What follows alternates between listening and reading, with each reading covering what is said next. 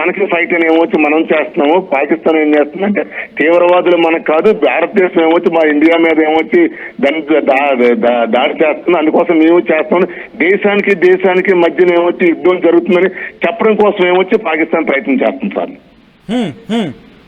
అంటే అందువల్ల ఏంటంటే మాత్రం ఎట్టి పరిస్థితుల్లో ఏమొచ్చి ఆ మాత్రం మనం భయపడి పనిలేదు సార్. ఆఫ్టర్ ఆల్ సార్ ఒక కంట్లో నలకడాడదు ఏమొచ్చి మన పాకిస్తాన్ సార్. వాళ్ళు ఏంటంటే ప్రగల్భాలు ఏంటంటే ఎంతవరకు ఏమొచ్చి పొరుగు దేశం ఏమొచ్చి చైనా సపోర్ట్ ఉంటుంది సార్. యాక్చువల్ గా ఈ చైనా సపోర్ట్ తోటి ఏమొచ్చి చాలా వరకు విరవీగారు. ఇవాళ చైనా కాదు, ఇవాళ చైనా కానీ ఆ మాత్రం పాకిస్తాన్ సపోర్ట్ చేసిన ఒక పక్క అమెరికా, ఒక పక్క రష్యా కూడా మన కోసం రెడీగా ఉన్నాయి సార్. అందువల్ల ఏంటంటే మాత్రం వాళ్ళకి చైనా కూడా సపోర్ట్ చేసే పొజిషన్ లేదు. చైనా కన్నా టర్కీ ప్రభావం ఎక్కువ ఉందనుకోవాలి, ఎందుకంటే టర్కీ నుంచి వచ్చిన సో కాల్డ్ ఏదో కార్గో విమానాల్లో డ్రోన్స్ వచ్చాయనేది ఒక చర్చ అయితే జరిగింది. సో ఇక్కడ టర్కీ హస్తం ఉందనుకోవాలా ఈ రోజు జరిగే దాడులకు సంబంధించి? సార్ టర్కీ ఎంతో బలిస్తాను సార్. బలిస్తాన్ ఏమొచ్చి వాళ్ళ దేశంలో ఉన్నట్టు అంతర్భాగం బలిస్తాన్ తీవ్ర విప్లవాద తిరుగుబాటుదారులు ఏమో చాలండి. టర్కీ లాంటి 3 దేశాలు ఏమొచ్చి బలిస్తాన్ ఆర్మీ ఏమొచ్చి ఒక రోజు కొట్టగలరు సార్ వాళ్ళు.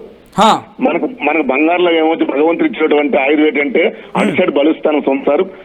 మనం ఉన్నాం సార్. బలుస్తాన్ లో కూడా ఎటువంటి పరిస్థితిలో కూడా జాయిన్ అయ్యే పరిస్థితి లేదు.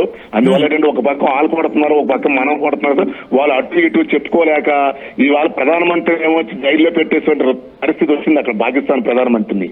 సో ఈ పరిస్థితుల్లోనే మనుగుడు కోసం ఎదురు చేయాలని ఏమొచ్చి మన మీద అటాక్ చేస్తుంది. ఎలాగో ఒక ఎయిర్పోర్ట్ మీద కానీ, ఒక షిప్ యార్డ్ మీద కానీ, ఒక పట్టణం మీద కానీ లాగా దాడి చేసి మనం పత్రికా పూలకంగా ఏమొచ్చి నిరూపించుకోవాలని ఆస్పడ్ ఏమొచ్చి ప్రజాబాలు చేస్తున్నారు తప్ప వాళ్ళ ప్రయత్నాలన్నీ శూన్యం సార్. భారతదేశంలో ఏ ఒక్క పౌరుడు కానీ, ఏ ఒక్క జవాన్ కానీ భయపడే పరిస్థితి లేదు సార్. మన భారతదేశం ఏమొచ్చి నిజంగానే ఏమొచ్చి భగవంతులు లాంటి ప్రధానమంత్రి మోడీ గారు ఉన్నారు సార్. మోడీ గారి నాయకత్వంలో ఏమొచ్చి త్రివిధ దళాల అధిపతులు, ఆషామాష అధిపతులు, మోస్ట్ సీనియర్ జనరల్స్, మార్షల్స్ వీళ్ళంతా ఉన్నారు సార్. అందువల్ల మాత్రం ఏమొచ్చి ఎటువంటి భయపడవలసిన అవసరం లేదు సార్ మనకి సార్ మాత్రం. రైట్, ఒక్కసారి మీరు లైన్ లో ప్రయత్నం చేయండి. Latest breaking news and updates మీ ముందు ప్రయత్నం చేస్తుంది ఆర్టీవీ. ప్రస్తుతం పంజాబ్ తో పాటు మరికొన్ని ప్రాంతాలు శ్రీనగర్ లో కూడా, మరి ముఖ్యంగా శ్రీనగర్ లో కూడా ఈ దాడులకు సంబంధించిన శబ్దాలు వినిపిస్తున్నాయంటూ కూడా పెద్ద చర్చ జరుగుతుంటే అర్థం చేసుకోవచ్చు. 11 లొకేషన్స్ లో దాడులకు దిగింది పాకిస్తాన్. జమ్మూ కాశ్మీర్ లో పూర్తిగా బ్లాక్అవుట్ విధించడం జరిగింది. దాంతోపాటు రజౌరీ కావచ్చు, కచ్ కావచ్చు, మరి ముఖ్య గుజరాత్ కి సంబంధించి ఈ ప్రాంతాల్లో కూడా కాస్త ఇబ్బందికర వాతావరణం కొనసాగుతోంది. ఆ డ్రోన్లను ఎప్పటికప్పుడు గుర్తించి పేర్ చేసే ప్రయత్నం చేస్తున్నాయి భారత యాంటీ డిఫెన్స్ మిసైల్స్ కి సంబంధించిన వరకు 100కు పైగా డ్రోన్లను కూల్చేసింది భారత బలగాలంటూ కూడా తెలుస్తోంది. సాంబా సెక్టర్ లో పాక్ డ్రోన్లను కూల్చివేసింది భారత్. బాలాకోట్, శ్రీనగర్ డ్రోన్లతో దాడికి పాక్ సైన్యం ప్రయత్నిస్తుంటే వాటిని కూడా బలంగా తిప్పికొడుతోంది భారత్. ఒకసారి జగ్గారావు గారి దగ్గరికి వెళ్లే ప్రయత్నం చేస్తున్నాను. జగ్గారావు గారు, డ్రోన్లతో ఎందుకు దాడి చేసే ప్రయత్నం చేస్తోంది? నిన్న చూసుకుంటే F-16 కావచ్చు, JF-17 లాంటి అడ్వాన్స్డ్ ఎయిర్ క్రాఫ్ట్స్ తో దాడులు చేసే ప్రయత్నం చేసింది. ఈ రోజు పాకిస్తాన్ తన స్థాయి పడిపోయింది అనుకోవాలా? ఎలా చూడాలండి? డ్రోన్లతో ఎందుకు ప్రయత్నం చేస్తుందంటే డ్రోన్లతో ఏమొచ్చి ప్రయత్నం చేయడం వల్ల ఏమొచ్చి వాళ్ళ జవాలు ఎవరు చచ్చిపోరు సార్. డ్రోన్ల వల్ల ఏంటంటే వాళ్ళకి ఏమొచ్చి ప్రాణనష్టం జరగదు సార్. ఓకే, అందువల్ల ఏంటంటే డ్రోన్లతో కేవలం సమాచారం కోసం తప్ప డ్రోన్ తో ఫైట్ అనేది పెద్ద వాల్యూ కాదు సార్ ఈ రోజుల్లో మనకు. అందువల్ల ఏంటంటే మాత్రం వాళ్ళు ఏం చేస్తారంటే వాళ్ళ యొక్క సైన్యాన్ని కాపాడుకోవడం కోసం మన మీద అటాక్ చేస్తున్నాం అని ఏమొచ్చి మనల్ని అలర్ట్ చేయడం కోసం ఏమొచ్చి డ్రోన్ ఉపయోగిస్తున్నాం సార్. డ్రోన్ అనేది ఓన్లీ వన్ సిస్టమ్. మన ఇండియాలో ఉన్నటువంటి ఈ యొక్క డిఫెన్స్ వ్యవస్థ ఎలా ఉందో ఏంటో తెలుసుకొని తెలియడం కోసే తప్ప ఏమొచ్చి డ్రోన్ల వల్ల ఏమాత్రం యూజ్ లేదు సార్. డ్రోన్ ఒక్కసారి కానీ ఒక విలేజ్ దగ్గర ఏమొచ్చి ఒక ఊరి దగ్గర ఒక డ్రోన్ పడితే ఆ సరిగా ఆ పాయింట్ లో ఎవరైనా ఉంటే చెప్తాతో పక్కలు కూడా ఏం కాదు సార్ డ్రోన్ వల్ల. అందువల్ల డ్రోన్స్ వల్ల మాత్రం మనం భయపడి పడలేదు సార్. డ్రోన్స్ ఏమాత్రం ఈ రోజుల్లోనేమో డ్రోన్సే కాదు సార్, ఇవాళ అణుమిసైల్ని కూడా వాడు ఉపయోగించినా సరే మాత్రం అణుమిసైల్ని కూడా ఉపయోగించడానికి ఏమాత్రం అందుబాటులో కమ్యూనికేషన్ మొత్తం దెబ్బకొడిస్తాం మనం ఆల్రెడీ.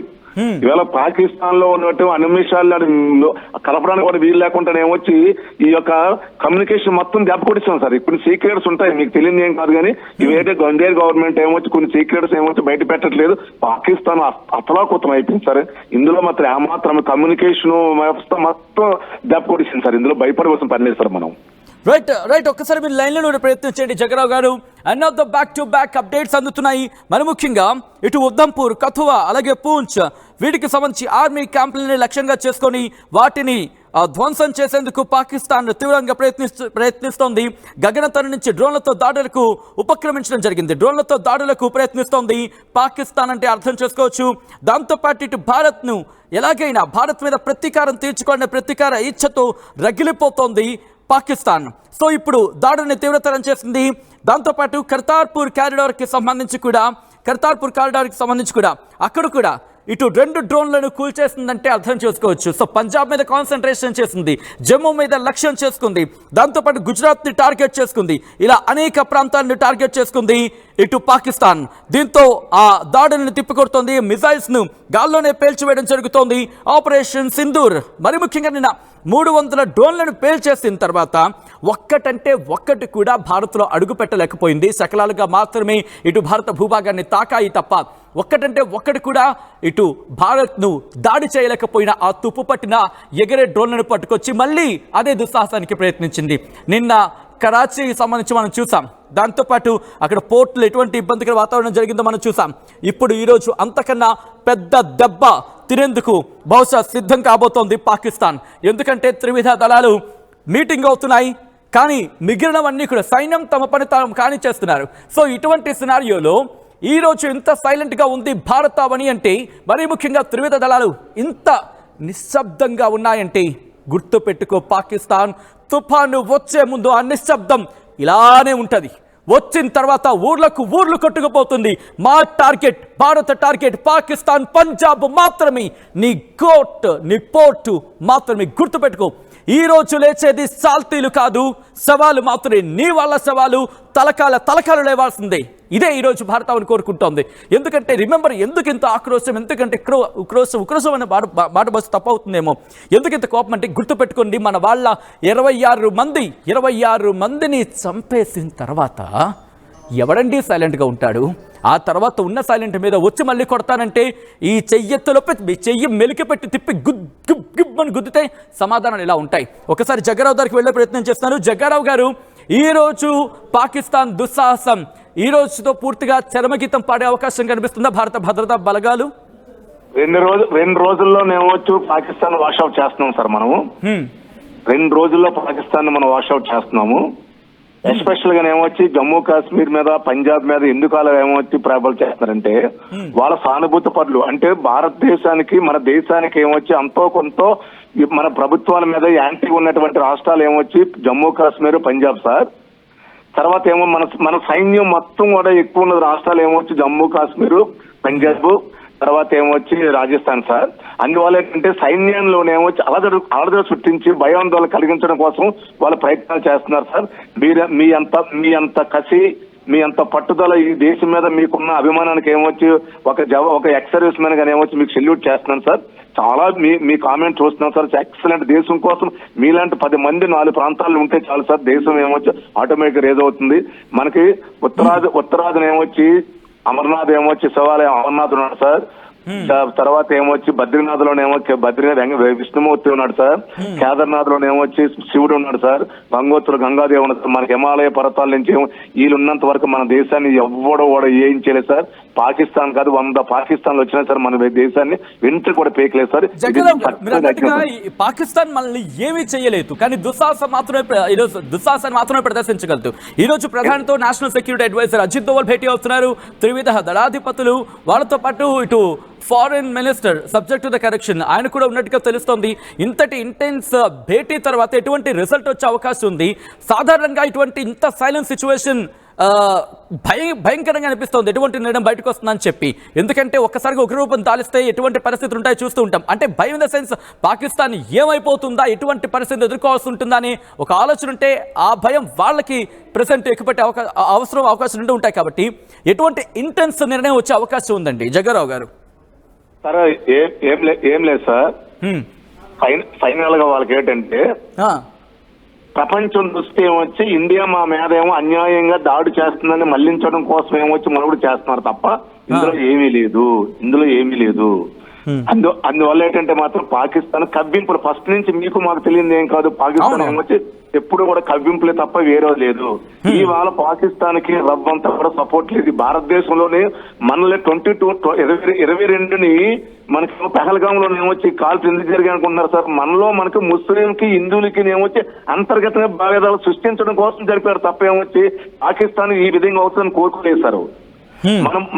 మన హిందువులకి ముస్లింస్ కి ఏమొచ్చి మనలో మన అంతర్గత విభేదాలు కలిగించడం కోసం వాళ్ళు అలా చేసి ఏమొచ్చి మీ మోడీకి చెప్పుకోండి మీరు ముస్లింసా కాదా ఇవన్నీ పర్టికులర్ గా అడిగాడంటే ముస్లింస్ కి మనకి చేయలేదు. కానీ ఇవాళ భారతదేశంలో ముస్లిం కూడా అంతా ఏకతాటిగా ఉన్నారు sir. They are also not a Muslim, we are Hindus అని ఏమొచ్చి సపోర్ట్ తోటి ఏమో భారతదేశంలో ముస్లిం క్రైస్తవ అందరూ కూడా ఏమొచ్చి ఏకదాటిగా ఉన్నారు సార్. అందువల్ల మన భారతదేశానికి మాత్రం ఎటువంటి భయం లేదు సార్. ఎవరో కూడా మనల్ని ఏం చేయలేదు సార్. 100% సార్. రైట్ జగ్గారావు గారు ఒకసారి లైన్లో ఉండే ప్రయత్నం చేయండి. థ్యాంక్స్ ఫర్ కమ్యూనికేట్ అయ్యే ప్రయత్నం చేస్తున్నందుకు. ఇటు మాత్రం తాజా పరిణామాలు మాత్రం ఇటు గుండెలు అదురేలా కనిపిస్తున్నాయి పాకిస్తాన్కి. ఎక్కడో కలుగులో దాక్కున్న పెద్ద పందుకొక్కు ప్రధానిగా చెప్పుకొని షహబాజ్ షరీఫ్ ఎటువంటి పాచికలు పారిస్తున్నాడో చూసారా? ఆర్మీకి సంబంధించి కూడా ఎటువంటి వ్యూహంతో వెళ్తున్నాడో చూడొచ్చు మనం.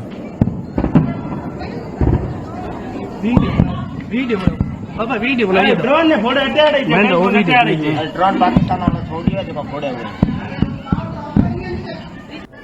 ड्रोन ने फोड़े अपने आ रही है अपने आ रहा है देखो अपने आ रही है। सावधान करे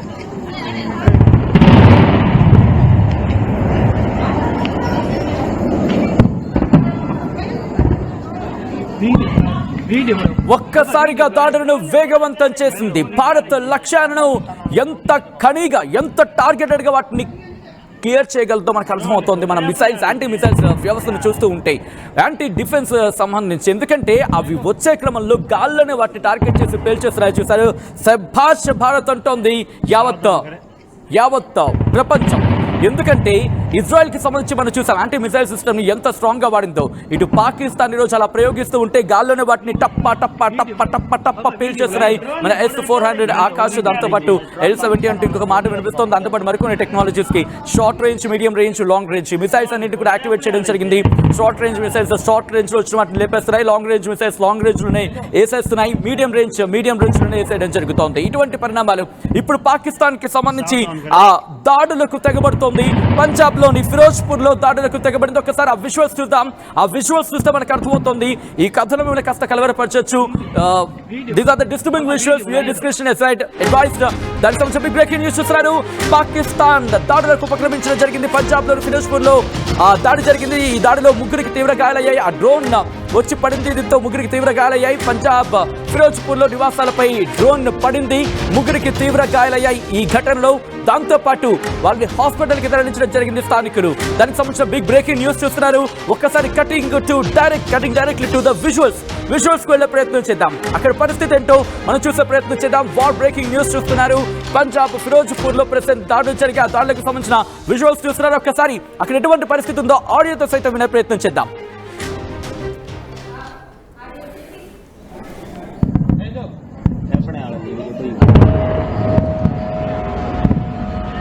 सावधान करे